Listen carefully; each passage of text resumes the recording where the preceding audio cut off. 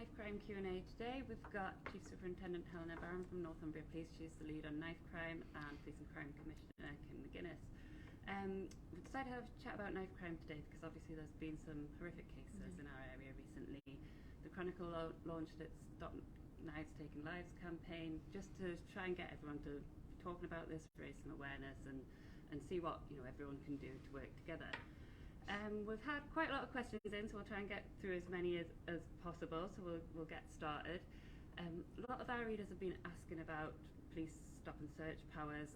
Are police stop and searching people? Are they using their powers? Should there be more of this? So I think maybe Chief Superintendent, you could explain a bit about how this works. Yeah, no problem. We do use stop and search. We've actually seen a huge increase in the last 12 months in the use of stop and search in the Northumbria Police area, which is really, really positive. We can't just discriminately go out and search people. We do have to have grounds, and we have to act within the law when we stop and search people. But I do want to reassure people this is something that Northumbria Police is really keen on, that we really encourage, and we have actually seen huge increases in the use of stop and search for offensive weapons, which again is a real positive. We can use the power on young people as well, and sometimes that might be a bit contentious, but actually we do stop and search young people if the grounds are there to do so, and it is a really valid tactic. But it's only one thing that we can do in order to tackle knife crime. It's really useful, and we have some really good results as a result of it. But it is just one thing that we do. Yeah. And is the increase, has that been in response to things that are going on and recently? Yeah, absolutely. Part of it is because we're really pushing it as a force as well. So it's not because we're seeing necessarily more crime, which requires the use of this power, but we are really trying to support and encourage our staff to use this as a valid tactic to tackle the issues within our communities and to make them safe, because fundamentally that's what it's there for. And we've also had quite a few questions about the recent announcement that there would be a reduction in the number of PCSOs in the force. People are saying that they're having to pay more for policing in their precept, and perhaps worrying about the experience of those PCSOs being lost when those jobs go out.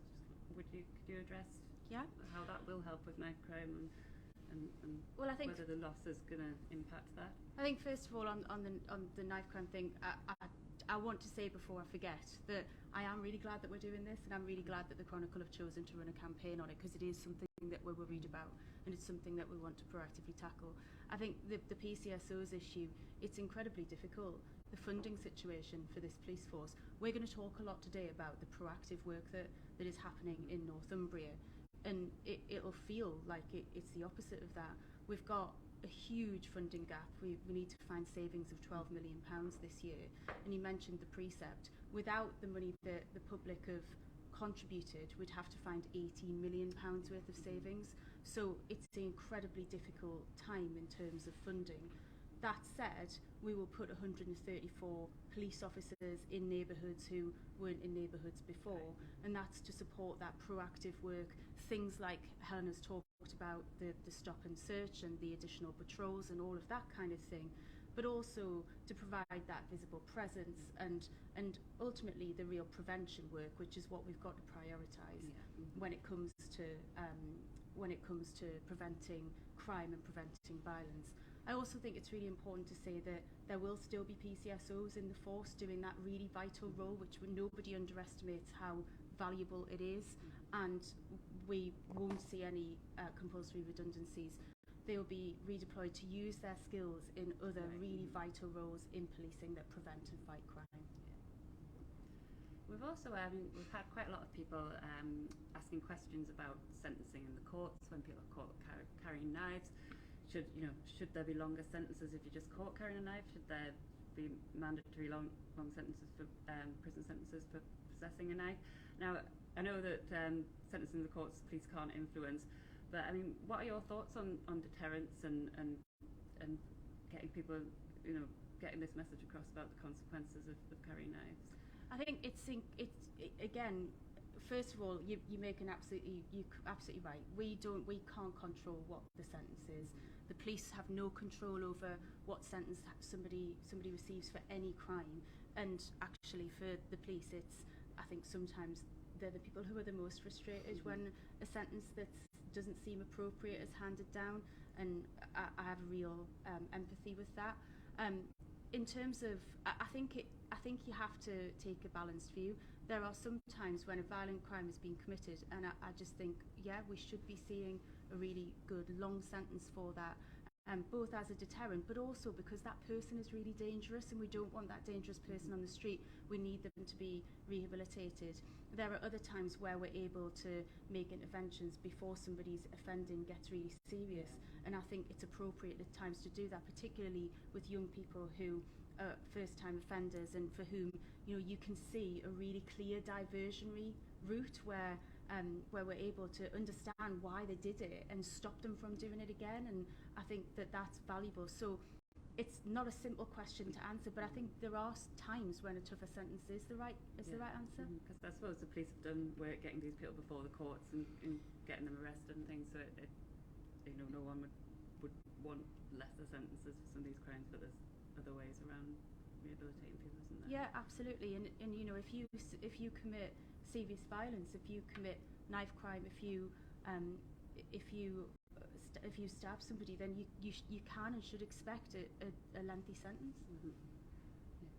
We've also had a question about education in schools around knife crime, and one of our readers has said, you know, should this be mandatory? You know, should this be part of the curriculum at school, even from a young age, with primary school children, role plays and things about, you know, the consequences of carrying a knife, about the damage that you can do? What are your thoughts on that? Yeah, my personal view is absolutely. I mean, the whole reason we're here today to jointly talk about this is we cannot arrest or police our way out of this issue, and education really is the key here to prevent this happening, and the earlier we can do that, the better. Unfortunately, we know in the press, you report on it, we are seeing young people who are causing significant damage to other people and even taking their lives. And if we can get early intervention and education in much sooner in their lives, then I can only see that as a positive. Yeah, and for me, this is something that we are doing. This is something that we are proactively doing. In the last 12 months, we've had 27,000 young people across our region have had an input from our education team through the Violence Reduction Unit on knife crime and why we need to prevent it. The ultimate for me is that we get to people before they even consider picking up a knife. And I do think it should be something that is on the curriculum that's mandatory, but in order to do that we would need the funding from government, and that funding currently isn't there. So we're doing everything we can with what we've got, and we will get in front of as many kids as we physically can to get that message about prevention out. And in some ways, sometimes we're doing that in really creative ways. You know, we have VR, we talk about this virtual reality headsets which put young people in those situations, and that can be really, really powerful, but we've just got to keep doing it. I suppose it's difficult, isn't it, for parents and for teachers to have these conversations. You know, it's not something that you'd expect to have. I don't know, when I was at school, there were conversations about alcohol and drugs and things like that, but we never really had that about knife crime. I mean, what would be your advice maybe to parents and teachers about how to approach these things? And I think that's the point. It's not just the remit of the schools. The family environment and peers is a really, really important discussion that people need to have with young people around carrying any form of weapon. For me, it's relatively simple. Don't do it. But some children and young people won't think it's that easy, and I think families need to have the discussions to understand the why. Why are young people feeling like the need to carry knives or the weapons? And is there other things we need to do to try and stop that? And I think the schools have got a really important role to play in that as well, because sometimes families don't feel they can do it, or sometimes the young people don't want to talk to their parents about it, but then they can talk to teachers, and they can talk confidentially to in lots of other ways as well. So, but we've got to have the conversation. I think it's been mentioned before that, you know, we need to get away from young people thinking that they need to carry a knife as well, don't we? Because I think, you know, some people might think that that's what you need for protection, but that's not the case, is it? And I think that's the point, isn't it? It's about that honesty, and Helena's put it really well. It's about everybody taking it upon themselves to have the conversation.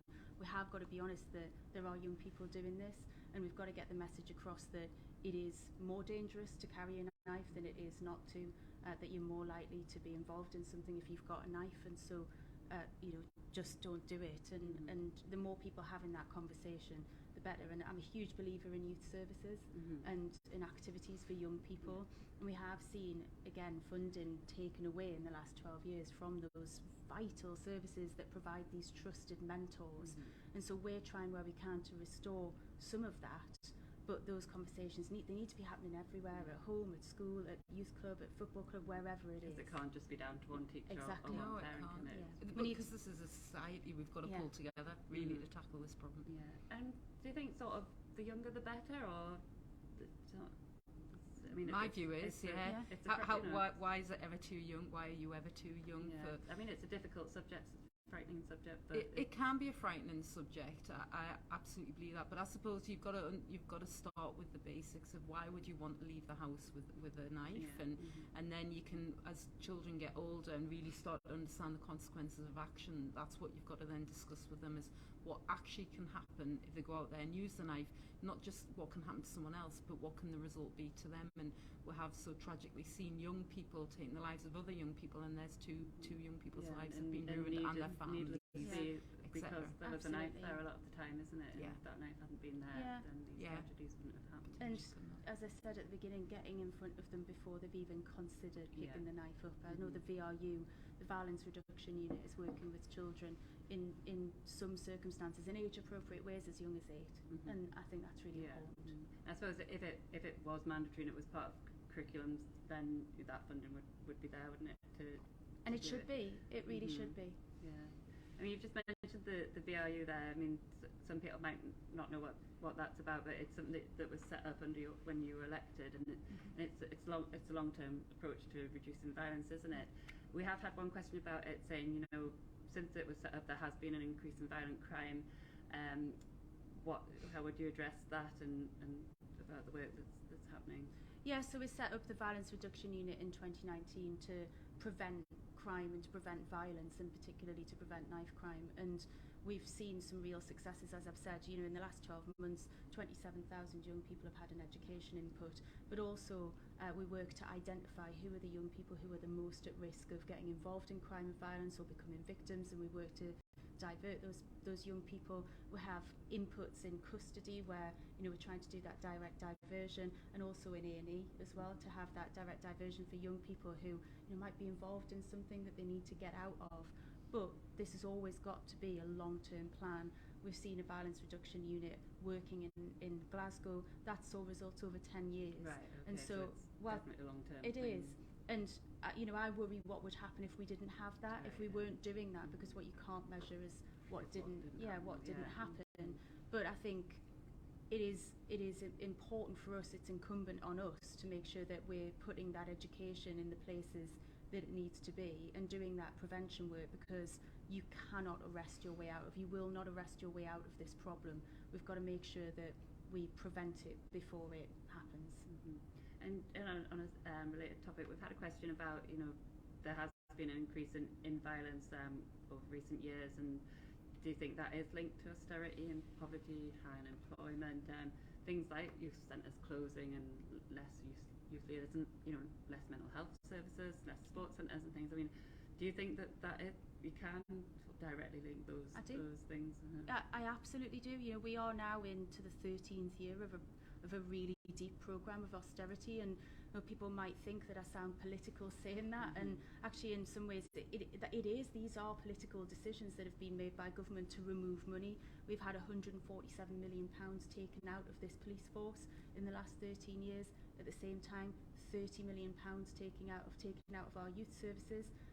Across our area, that's an average of 70% reduction in the funding. These are huge figures, and I think we heard over the weekend, or I saw over the weekend, Doreen Lawrence, so Stephen Lawrence's mum, saying that in her years of experience campaigning on this issue, the thing that's needed most is that youth work, and I think it's something that we're sorely missing. And so it's everything. It's your family services, community services, youth work, tackling that poverty and deprivation that makes people vulnerable to crime. And I think that if we really invest in society and make people's lives better, we'll see a reduction in crime. I suppose the police work closely with youth services and things as well. But and I think that's we've touched on it, you can't arrest your way out of this. A big focus for Northumbria Police is around problem solving, and this is a problem.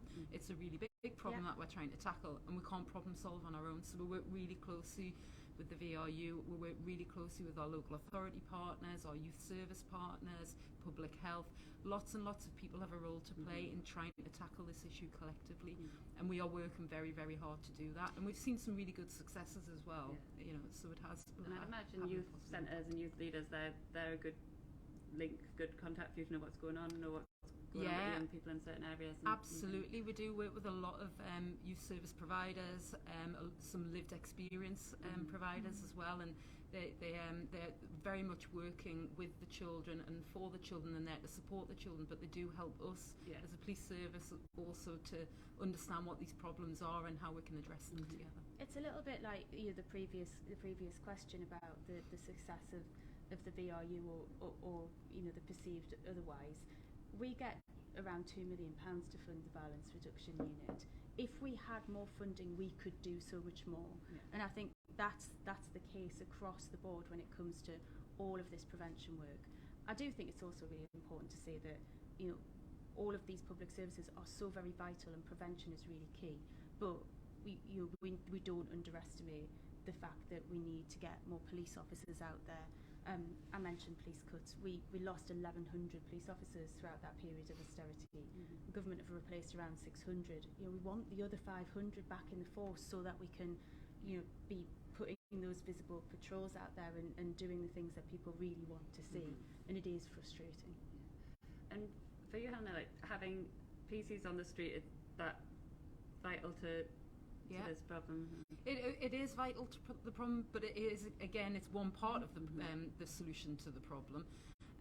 But we work really along with our community teams to get community officers out, but we do have a host of other officers as well, our response officers, and there's lots and lots of people within Northumbria Police who understand the problem that we're trying to tackle here. And we are also funded to tackle this problem as well by the government, and we have certain areas where we will do targeted patrols where we know we've got significant challenges. So yes, police officers on the streets is really, really important, really good for the community and that community engagement and reassurance, but it's one thing that we'll do alongside a whole host of things. No, obviously you target resources into the areas that need them and where absolutely, We've had a few questions about what some people would call teen gang culture. It's something that I think other cities have seen a lot more than we have. But some of the questions are sort of asking, well, is this going on in Newcastle? Is it something that we should be worried about? What do you know about gang culture? Gang culture it's a national issue.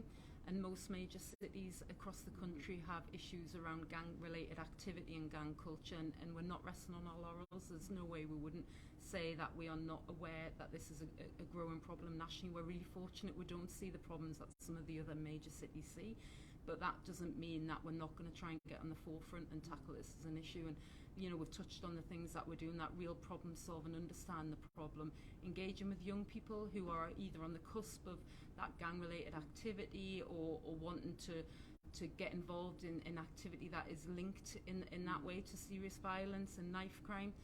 And it's really about working with them to understand what the problem is and if we can divert them away from becoming involved in that. I mean, people have said, do we have gangs in our areas? Is that the case? That we do. We have lots of young groups of young people, lots of definitions of what a gang is, and probably too complicated to go into here. But we do have young people who come together and commit serious violence. We absolutely do, and we're working really hard to understand who they are, what they're doing, and we take action against them. And is that something that you need the public's help with to understand what's going on in their Absolutely, and we will always ask for that. We want the public to give us the information that we need to help tackle this issue. Now, we understand they might not always want to tell us directly, and there's lots of other ways they can do that through the schools, through anonymous reporting, Crime Stoppers, lots and lots of ways. There's Fearless, which is a young person's way of reporting people they know who are carrying weapons and involved in this kind of activity. So we absolutely need the public's help with that. Because I'd imagine that sort of issue is one of the big challenges for police, where you have got people who might be in groups that perhaps won't talk to the police and things. Is that something that's one of the big challenges? It absolutely is a challenge, and you know, a lot of young people don't want to engage with the police for, you know, especially if they're involved or on the cusp of being involved in criminality, or they're working for or with other people who are involved in criminality. So it is a challenge. Absolutely. And often that's where some of the work of the violence reduction unit's able to step in, and these organisations that we work so closely with. So, for example, those who are going into custody and making interventions with young people who've potentially been in for the first time, and you know, we want to catch them when there is an opportunity to do something other than criminalise and get into that loop. Those are often people who've had lived experience of having been through this themselves. They're people who are professionals at having this kind of conversation, and really, really crucially, they're not police. And I think at times for the police, that what they're able to do and what they have to do is say, you know, for this one, we're not the right people to do that. It's other people who are able to make that intervention, and that's, I think, really, really important, along with the community intelligence people telling the police what's going on and everything that they're doing proactively. What about advice? I mean, if you're worried about a friend, or if you're a parent worried about a child that you think might be involved in this, could be carrying out, I mean, that's some very difficult decisions, isn't it, for parents and friends? There absolutely is, and there are anonymous ways people can report information to the police to take action. But my view is that we need to know, so that collectively with our partners we can put the right intervention in place before that young person uses the knife or you know, gets involved in any other types of criminal activity. We need to, if we can stop it before it gets to that point, that is the best cure to this problem. So if you're a family member or a parent, you know, if you're concerned about a member of your family, would the advice still be to speak to the police, even if it's, you know, absolutely, or they can go through their schools, they can go through some of the groups we've talked about, talk about it, because if it's too late, if something happens and it's too late and you would reflect and think, I wish I'd said something earlier, that's what we need to do. We've seen that recently, haven't we, where these unfortunately it is. And one is too many, you know, and we've had too many. We've got to prevent this. Well, I think that's about all we've got time for now, unless there's anything else anyone would like to add. And no. Thank you very much, and for your time. There's been some interesting things to talk about there. Thank you. Thank you. Bye. Bye.